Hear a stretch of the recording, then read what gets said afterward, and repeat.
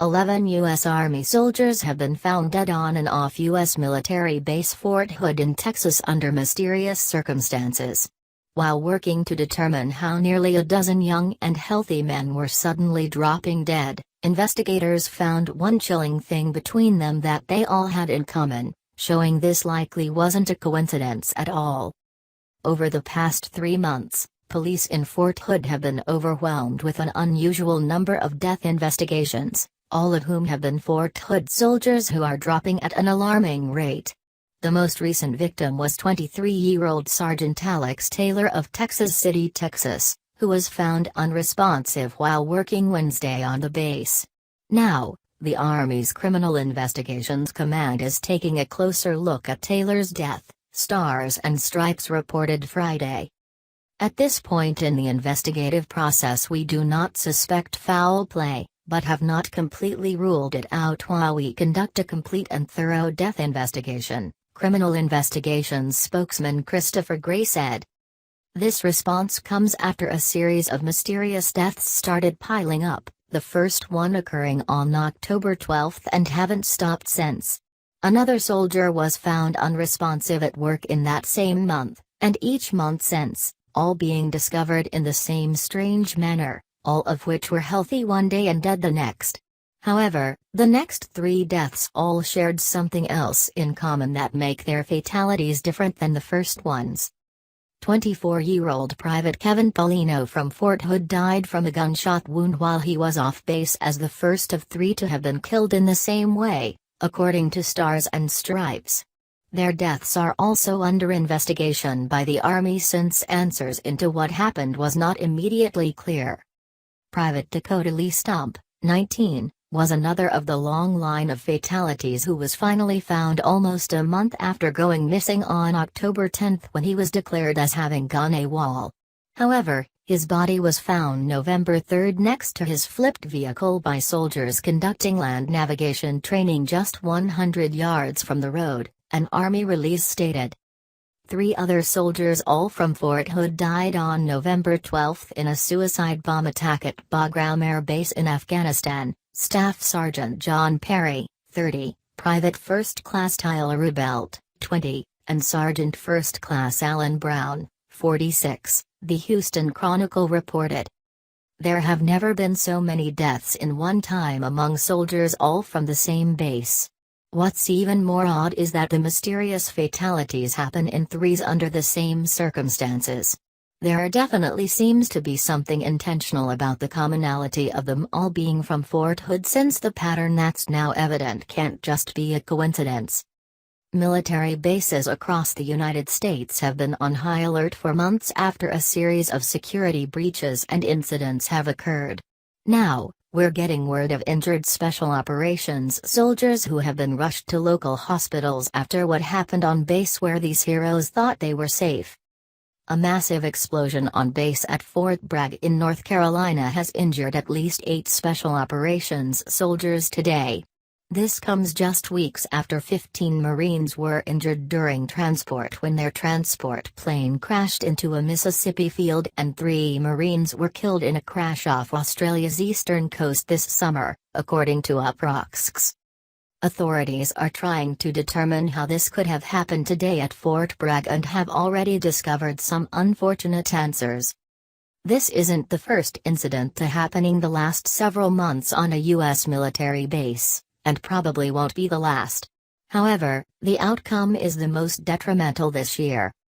The Daily Caller broke the tragic news and details of this event today, which unexpectedly injured these Special Operations soldiers. 8 soldiers were injured during a training exercise at the U.S. Army base at Fort Bragg, North Carolina, on Thursday, the military said in a statement. The soldiers hurt during U.S. Army Special Operations Command demolitions training were taken by air and ground to multiple local hospitals, the statement said. The extent of their injuries and cause of the incident were not released. Lieutenant Colonel Rob Bachalt, a base spokesman, said he could not confirm local media reports of an explosion occurring during the exercise. What exactly happened is under investigation, he said. On Wednesday, 15 Marines were injured when an amphibious assault vehicle caught fire during training at Camp Pendleton in California, the Marine Corps said. The conditions of the injured soldiers were not immediately made public and have yet to be determined. The Gateway Pundit reports that several were transported via emergency medical helicopter to the Womack Army Medical Center. What specifically caused the blast is still under investigation. There are injuries but we don't know the extent, Special Ops Command Lieutenant Colonel Rob Bachholt said, according to Fox News. The incident at Fort Bragg comes just a day after a vehicle fire at Camp Pendleton in California left 15 Marines injured, 8 of them in the burn unit, following a training exercise accident, Fox News pointed out. The theory goes that 1 accident is bad luck, 2 is a coincidence, 3 is enemy action. Today's incident marks the second within just a couple of days, but could actually be the third, in a series of horrific events on bases. We previously reported of what could now be considered the first of this trifecta of tragic occurrences, which ended much differently than these most recent cases. Naval Station Norfolk, in Virginia, went on high alert after what was discovered underwater just outside the secured piers that surround it. Just like airspace around U.S. fighter jets, naval stations are surrounded by a defined barrier of protection. That was breached today with who was able to get dangerously close and why. The naval station is guarded by sailors who work watch in shifts for anything or anyone who may pose a threat. This particular base contains 60 warships, including the fleet's newest and most technologically advanced aircraft carrier, the USS Gerald R. Ford, the Associated Press reports. This carrier had recently returned to the pier following a successful test of new equipment that launches and lands jet fighters. There are a lot of adversaries who could try to infiltrate our military in a mode of attack, which is why it's important to have sailors monitoring the base and its 14 piers at all times. Today, they spotted something amiss in the water which had encroached upon a no-go zone for anyone who is not authorized. The Washington Post reports. Officials say a scuba diver appears to have breached a barrier at the country's largest naval base and they have stepped up security as a result. Navy spokeswoman Kelly Werfel said several sailors on watch at Naval Station Norfolk in Virginia briefly saw the person Monday in the water near the secured piers.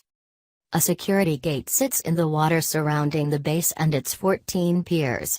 Werfel says security teams are looking for the person while restricting access to and from the piers. Adding to the cause for concern was that Werfel said, it was not a Navy diver, and they also confirmed that there were no divers in the water for maintenance.